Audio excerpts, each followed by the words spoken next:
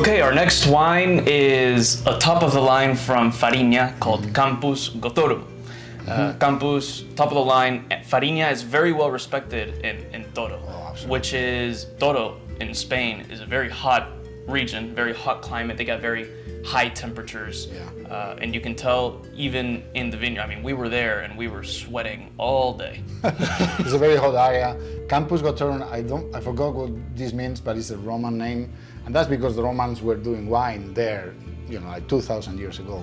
And Farina, yes, is super well recognized. This is considered one of the founders of Toro. Indeed, he made Toro wines famous because he created a wine, a young wine for early drinking, and then he made a concourse, what do you say?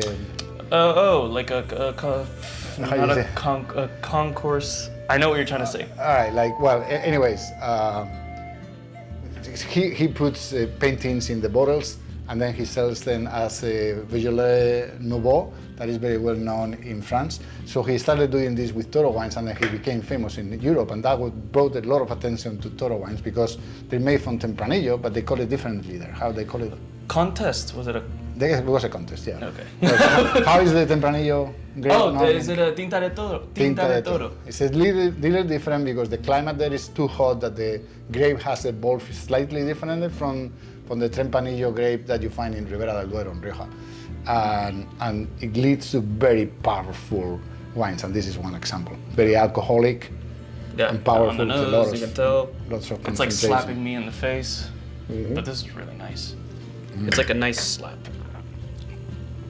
I'd say that for those of you who like Cabernet Sauvignon from Napa, this is the closest. Tempranillo has always been very closely associated with Cabernet Sauvignon because of the flavor profile. Napa Cabernets are really concentrated and rich in flavor and fruity and jammy. This is the kind of style. Also very high alcohol. I can tell the very high alcohol, but you still get those fruital components. What about the acidity? Because I'm not really. It's not very high acid. It's, I would say, medium plus. This is very high quality, so they choose the best, a little more higher acidity grapes. I couldn't tell. But Tempranillo is usually not a very high acidity grape. But in this case, I would say medium plus. It's not super high. Okay. Yeah. I really love it. Oh, it's a very good one. This with a good steak, ribeye. Oh yeah, you need to eat something with this. If you're drinking this by itself, you're gonna get drunk. Well, you can find it on winedos.com. Yeah.